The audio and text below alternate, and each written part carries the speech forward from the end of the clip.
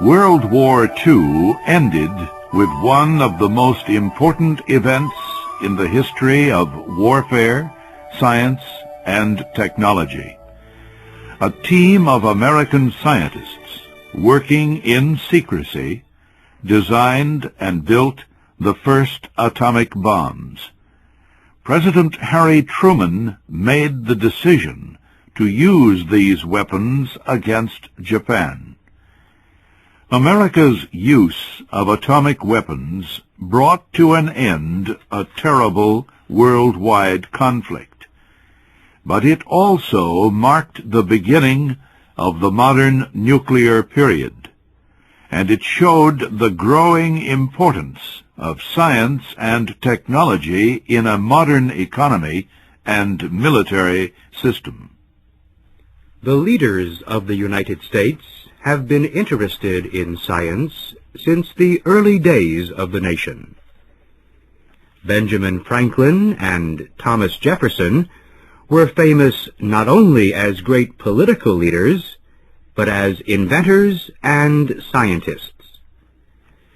President Abraham Lincoln and the Congress established the National Academy of Sciences during the Civil War in the 1860s. And in the early 1900s, the nation created scientific offices to study and improve agriculture, public health, and air travel.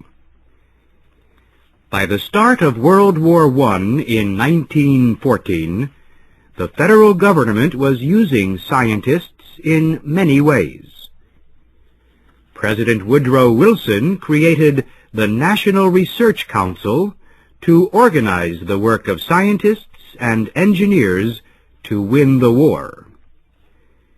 However, government support for science before World War II generally was quite limited.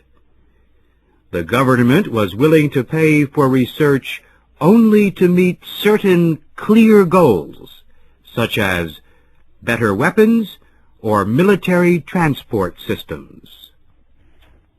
World War II greatly changed the traditional limited relationship between American scientists and the federal government in Washington. In the early years of the war, the German forces of Adolf Hitler showed the world the strength of their new tanks, guns, and other weapons. American President Franklin Roosevelt knew that the United States would need to develop modern weapons of its own if it entered the war.